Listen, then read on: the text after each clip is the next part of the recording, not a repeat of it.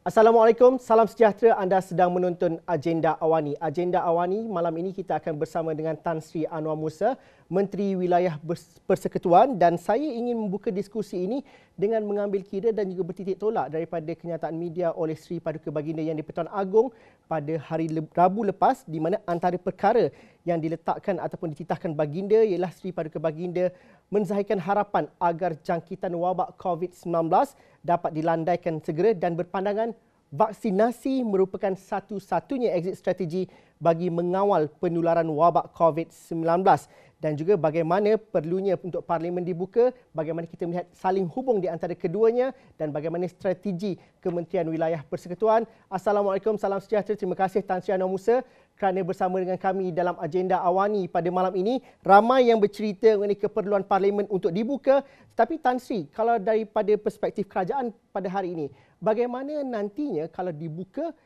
ini akan mempercepatkan dan juga melancarkan perjalanan dan membantu perjalanan pelan pemulihan negara yang sudah diumumkan oleh Perdana Menteri baru-baru ini? Terima kasih. Pertama sekali kita harus faham segala apa yang kita perbincangkan itu mestilah menurut jalur undang-undang dan perlembagaan. Ya. Semua pandangan, semua pendapat apabila hendak dilaksanakan tidak boleh sama sekali membelakangkan peruntukan-peruntukan yang ada dalam perlembagaan dan juga undang-undang. Dan itulah dalam para terakhir press release ataupun kenyataan media yang dikeluarkan oleh penyimpan Maha Besar Raja-Raja, perkara itu telah disebutkan dengan cukup jelas bahawasanya betapa pentingnya kita menjaga keluhuran undang-undang dan juga perlembagaan. Sementara itu, apa yang disebut dalam kenyataan media yang dikeluarkan oleh Datuk Pengelola Wijaya Diraja tentang beberapa pandangan yang dizahirkan oleh Sri Paduka Baginda Yang di-Pertuan Agong amatlah wajar. Sebenarnya semua kita berada pada pemikiran yang sama, lebih-lebih lagi kerajaan, sama ada daripada sudut pentingnya disegerakan proses vaksinasi atau pentingnya dilandaikan kelok kejadian kes-kes yang positif, dan termasuklah juga tentang keperluan untuk Parlimen bersidang, seperti mana semua ini disebutkan dalam Pelan Pemulihan Nasional atau Pelan Pemulihan Negara yang telah dimaklumkan kepada khalayak oleh Yang Amat Berhormat Perdana Menteri pada hari Selasa yang lalu. Jadi kita menjunjung kasih kerana kesemua rakyat telah menzahirkan ataupun melahirkan rasa concern dan keprihatinan kita terhadap isu-isu nasional.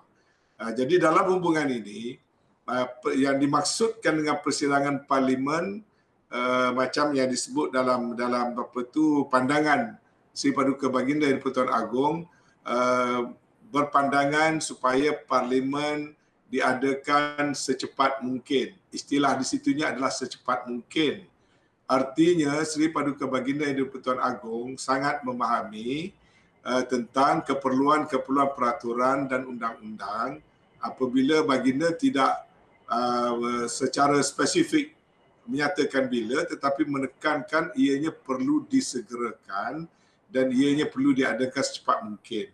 Dan itulah juga pandangan kerajaan. Kerajaan merasakan ia perlu diusahakan secepat mungkin. Sebab itulah antaranya perlu diuruskan soal COVID, kes positif, vaccination, supaya Parlimen dapat segera diadakan dalam kerangka yang membolehkan ianya diadakan.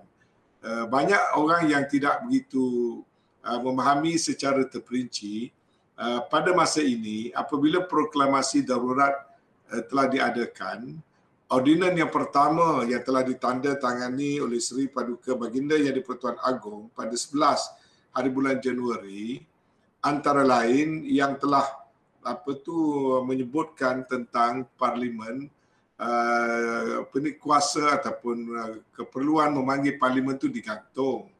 Jadi selagi proklamasi darurat dan juga ordinan itu berkuat kuasa, maka Parlimen tidak bersidang, kecuali Parlimen boleh bersidang atas keputusan ataupun atas nasihat daripada Jemaah Menteri atau Perdana Menteri kepada Yang di-Pertuan Agong, dan itu pun bentuk persidangannya hendaklah ditentukan, iaitu Parlimen bersidang tidak secara serentak.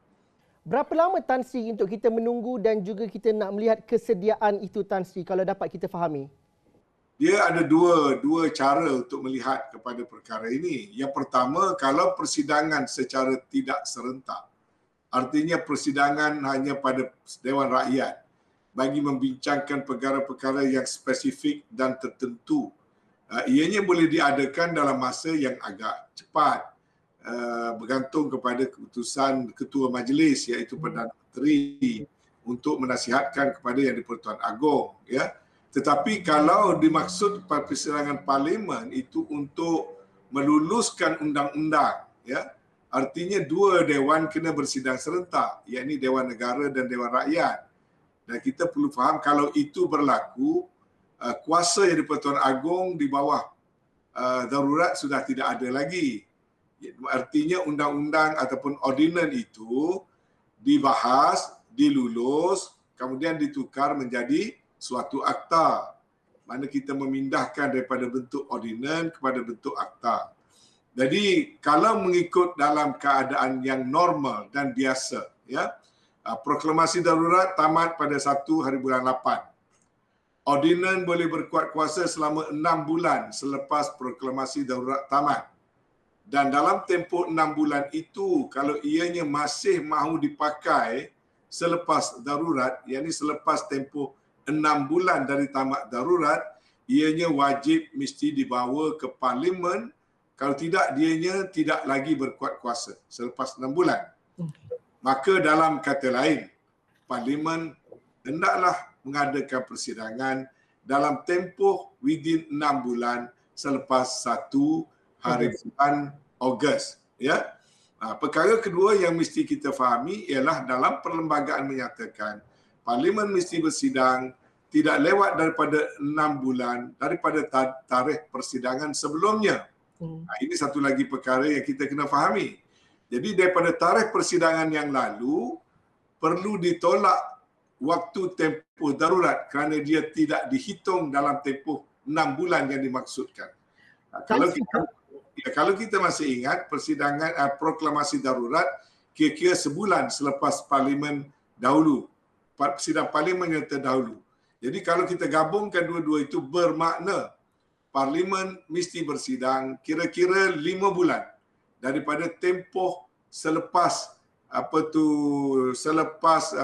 tamatnya proklamasi darurat pada 1 hari bulan 8. Tan Sri, dengan menginsafi kenyataan yang dikeluarkan oleh Yang di-Pertuan Agong dan juga Majlis Raja-Raja semalam, antara lain juga menyatakan bahawa tiada keperluan untuk meletakkan negara di bawah pemerintahan darurat selepas 1 Ogos. Pada khidmat Tan Sri, adakah perancangan kerajaan pada ketika ini melalui Pelan Pemulihan Negara masih lagi boleh berlangsung dengan baik tanpa bersidang di Parlimen, atau ianya lebih baik kalau dibincangkan dan dilaksanakan dan dihujahkan di Dewan Rakyat? Kita boleh pilih dalam soal ini, boleh pilih yang mana satu kita nak letak keutamaan dulu.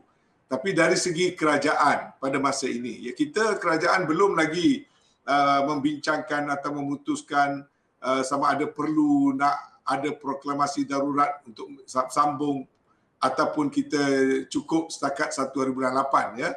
Itu jelas kita belum buat apa-apa pun keputusan kerana fokus kerajaan pada masa ini ialah menjayakan plan exit plan ataupun plan pemulihan negara yang mana seperti mana dititahkan oleh Si Paduka Baginda Yang di-Pertuan Agong dengan tepat sekali, iaitu program vaksinasi itu menjadi kunci.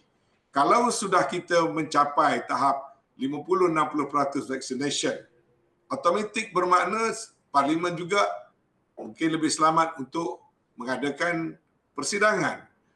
Dan juga kalau tempoh seperti mana kita lihat Pelan Pemulihan Nasional, kalau tengok ruang lingkup tempoh masa ya, adalah dalam tempoh within 6 months juga. Kalau kita tengok 6 months daripada bulan 8 adalah sekitar bulan Januari Februari.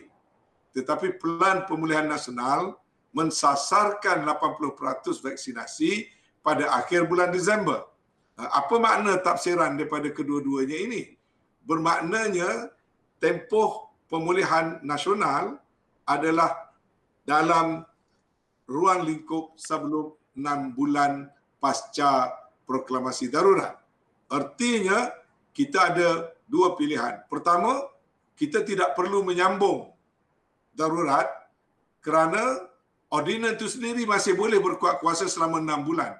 Sedangkan pemulihan nasional, kita tidak pun memerlukan 6 bulan. Kita memerlukan kira-kira 5 bulan sahaja daripada 1 hari bulan 8. Jadi kerajaan ada option dan dengan adanya pandangan yang diberikan oleh Seri Paduka Baginda Yang di-Pertuan Agong, setelah ada juga membuat perundingan, engagement dengan raja-raja, dengan banyak pihak seperti mana yang dimaklumkan dalam press release itu, maka sekarang ini kerajaan mempunyai option untuk melihat apakah cara yang terbaik boleh kita lakukan.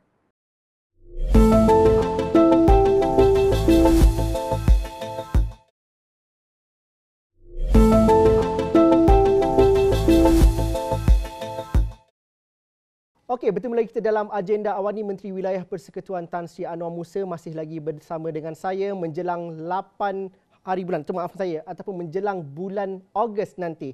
Kerajaan mensasarkan bahawa wilayah persekutuan akan mencapai imuniti kelompok. Tan Sri Anwar Musa, bagaimana ini adalah sesuatu yang realistik? Benar, PPV banyak dibuka di wilayah persekutuan Kuala Lumpur, di Putrajaya dan juga sesuatu juga sedang digerakkan di Labuan. Akan tetapi realistik ataupun secara realitinya, Labuan kalau kita ambil contoh, penularannya 5 kali ganda lagi tinggi daripada negeri Selangor yang catatkan kes harian yang tertinggi setiap hari. Bagaimana sasaran imuniti kelompok menjelang bulan Ogos itu dapat dicapai? Apa strategi yang berjalan dan juga kalau dari segi nombornya, bagaimana ianya sesuatu sasaran yang realistik diletakkan? Pertama sekali, kita kena ada political will. Kita kena ada kesanggupan untuk melakukan sesuatu di luar daripada kebiasaan, terutamanya apabila kita menghadapi suasana yang genting.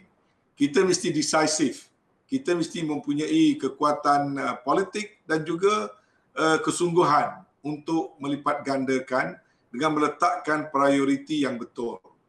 Dalam hubungan ini, wilayah persekutuan, terutamanya Kuala Lumpur, adalah pusat segala aktiviti baik ekonomi, pentadbiran, komersial, hatta juga politik. Kalau kita bercakap tentang sidang parlimen, parlimen itu berada di wilayah persekutuan. Kalau kita bercakap tentang ekonomi, kebanyakan aktiviti ekonomi juga berada di wilayah persekutuan. Kalau kita bercakap tentang ramainya penduduk pun begitu juga. Jadi bagi saya, walaupun Pelan Pemulihan Nasional mensasarkan 80% pada hujung tahun dan juga mungkin 70-60% pada kira-kira bulan Oktober, saya mesti mengambil langkah dan corak pemikiran di luar kotak untuk meletakkan sasaran lebih awal supaya kalau herd immunity dapat dicapai lebih awal di wilayah persekutuan, terutamanya Kuala Lumpur, maka banyak masalah-masalah yang kita bincangkan sebelum pada ini boleh diselesaikan. Parlimen boleh bersidang, aktiviti-aktiviti ekonomi boleh dibuka dengan banyak, pentadbiran kerajaan yang juga berada dalam wilayah akan dapat berfungsi secara sepenuhnya. Jadi untuk itu saya terpaksa mengemukakan dan mengesyorkan, dan alhamdulillah telah pun diterima, program-program accelerator bagi memastikan wilayah persekutuan dapat capai 80% sebelum akhir bulan Ogos. Dan angka yang kita sasarkan itu bukan satu angka yang tak semena-mena kita pilih, tetapi sebaliknya angka yang telah saya perhitungkan daripada sudut capacity dan juga availability vaksin itu sendiri. Saya telah membuat banyak rujukan dan perbincangan dengan dengan Jawatankuasa Bertindak ataupun CITF, dan saya juga dapat banyak kerjasama daripada Yang Berhormat Khairi Jamaluddin yang menerangkan berapa banyak availability vaksin, sebab kita tahu vaksin perolehannya bukan boleh dibuat secara mengikut kehendak kita semata-mata. Dia bergantung juga kepada delivery yang akan disampaikan oleh pengeluar-pengeluar yang berbeza mengikut tempahan yang dibuat. Dan ada juga faktor-faktor lain, misalnya vaksin yang disumbangkan. Kita tahu kerajaan Amerika Syarikat dan kerajaan Jepun akan menyumbangkan 1 juta Pfizer dan 1 juta AstraZeneca misalnya pada seawal bulan Julai. Jadi mengambil kira availability tadi dan juga capacity untuk membuat vaccination. Ya, ada vaksin satu hal, adakah cukup logistik dan juga orang-orang yang nak mengendalikan. Jadi untuk wilayah persekutuan kita terima kasih kerana PPV Mega ditambah kapasiti, itu satu cara. Kemudian klinik-klinik swasta, ratusan klinik swasta dan hospital swasta juga boleh menjadikan pusat-pusat untuk vaksin. Kemudian kita ada PPV industri yang diselaraskan oleh MITI dan terbaru PPV bidang pembinaan oleh CIDB, kemudian mobile vaccination truck yang dikendalikan oleh kementerian saya. Jadi dengan adanya 5-6 pendekatan yang dilakukan ini dan setelah dihitung berapa banyak vaksin yang ada, saya yakin wilayah persekutuan akan terlebih awal dapat mencapai tahap herd immunity. Begitu juga untuk Labuan. Ya. Labuan kapasiti biasa 1,000 sehari kadar untuk memberikan vaksin.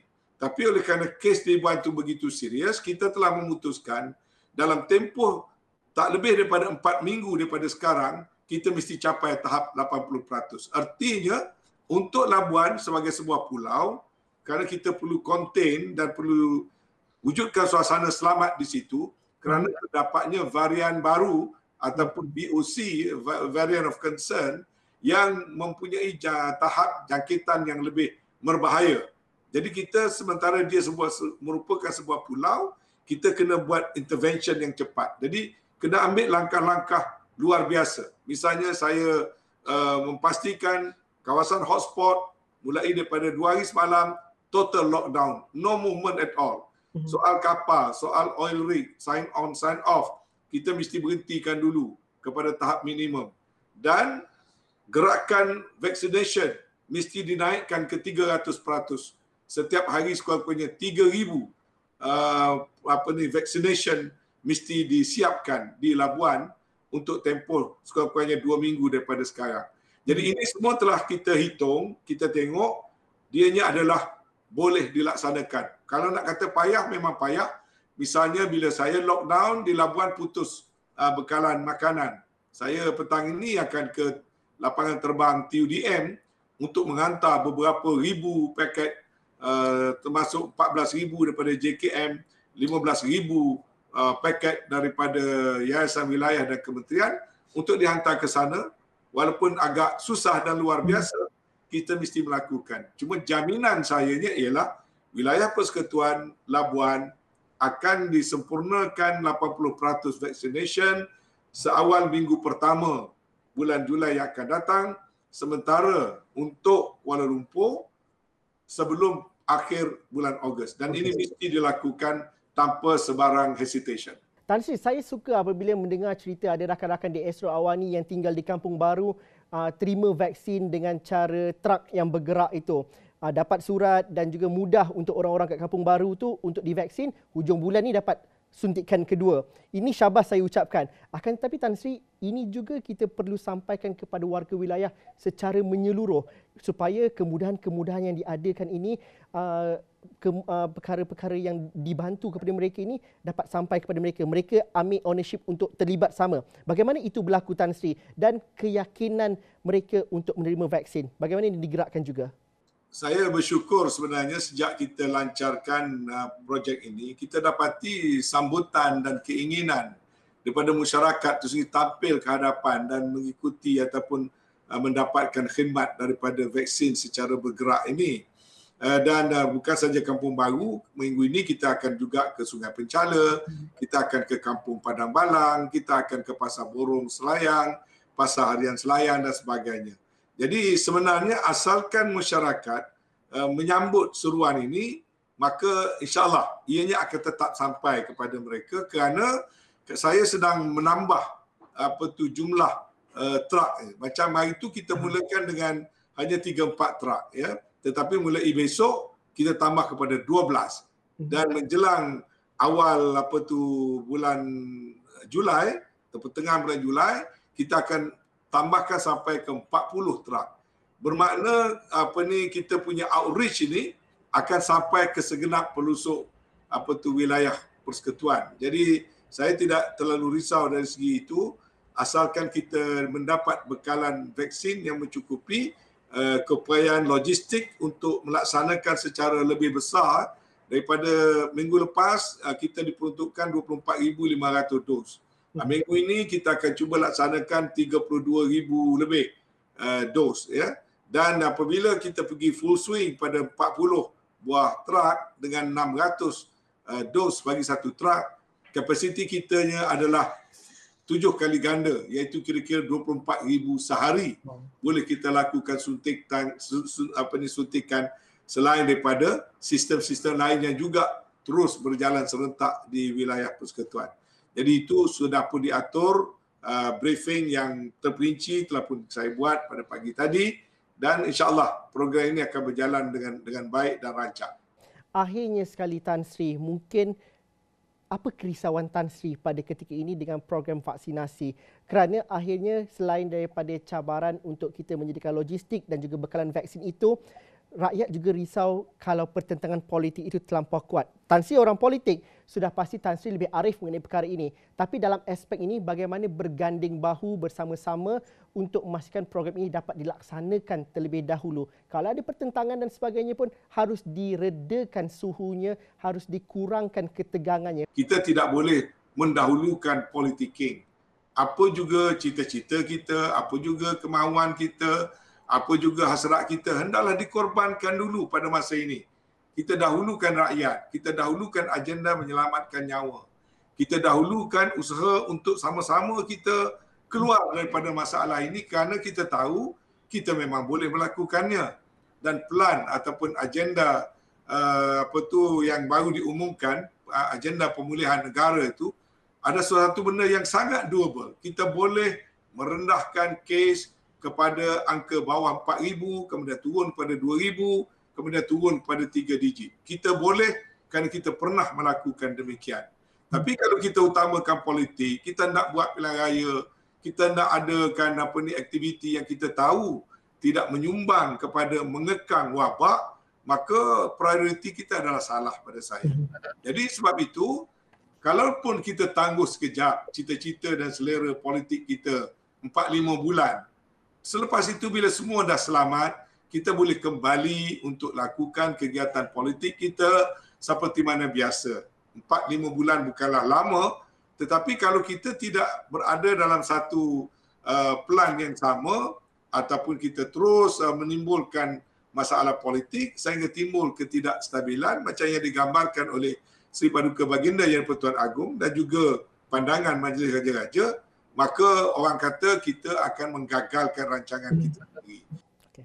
Tan Sri, kalau di Kuala Lumpur, kalau dapat Tan Sri kongsikan cerita bagaimana kerjasama antara kementerian dan juga ahli-ahli parlimen khususnya di Kuala Lumpur untuk menjayakan program vaksinasi khususnya. Dan mungkin ada data yang dapat dikongsikan bersama, ada sukarelawan yang dapat dikongsikan secara bersama. Bagaimana itu berlaku kalau kita nak kongsikan? Kan kalau cerita pasal politik ni kan macam bergaduh je. Tapi saya kira ada juga yang dilakukan secara bersama. Mungkin dapat Tan Sri kongsikan. Saya bernasib baik. Saya menguruskan wilayah persekutuan yang mempunyai berbagai-bagai ahli politik yang merupakan pusat aktiviti politik. Dan kita tahu di wilayah persekutuan kita mempunyai wakil rakyat pembangkang yang ramai, malah lebih ramai daripada kerajaan. Tetapi saya tidak mempunyai sebarang masalah. Saya sentiasa buat engagement dan bercakap dengan semua. Misalnya bila nak buat di Segambut, saya boleh dikatakan sentiasa tag satu sama lain antara saya dengan ahli parlimen Segambut, Hanayo. Walaupun dalam Facebook nampak macam gaduh dan sebagainya, tetapi saya sentiasa engage, dia maklum pada saya apa masalah dan saya bagi maklumat ke dia, saya bagi dan dia minta supaya walaupun di Segambut tak ada perumahan awam, ya, dia tak ada perumahan awam, tapi dia kata jangan tinggalkan Segambut, okey. tak ada perumahan awam, kita buat di kampung tradisi di Segambut. Dan dia minta supaya buat mass testing, RTK antigen, saya bawa ke sana. Jadi tidak timbul masalah. Begitu juga tempat-tempat lain. Dan semalam saya berikan arahan supaya walaupun perumahan awam tertumpu di kawasan parlimen tertentu, saya kata dalam pusingan pertama ni biarlah semua kawasan parlimen dapat pusingan pertama vaksin ini tanpa mengira di situ wakil rakyat kerajaan ke pembangkang ke. Jadi saya, macam saya kata tadi, saya alhamdulillah kerana saya mendapat kerjasama yang baik, malah volunteers yang datang yang tampil ke hadapan juga datang daripada parti politik selain daripada NGO. Saya dapat kerjasama daripada Majlis Belia Malaysia, saya dapat bekerjasama dengan beberapa persatuan-persatuan belia dan persatuan-persatuan NGO yang lain. Jadi setakat ini kita tidak ada masalah politik di wilayah persekutuan dan kita akan teruskan cara wilayah persekutuan, wilayah prihatin dan kita prihatin kepada semua insya-Allah. InsyaAllah, dan kita harap itu juga yang kita mahu dengar, akhirnya nanti imuniti kelompok itu dapat dicapai menjadi contoh dan kita menunggu jangka masa 11 ataupun lebih kurang 10 minggu yang akan datang untuk lebih ramai divaksin. Tahniah Tan Sri, terima kasih kerana bersama kami dalam Agenda Awani. Terima kasih juga kepada anda yang menonton. Ada pandangan, ada cadangan, teruskan bersama kami di platform digital kami astroawani.com dan juga platform media sosial kami. Assalamualaikum, salam sejahtera. Kita jumpa lagi.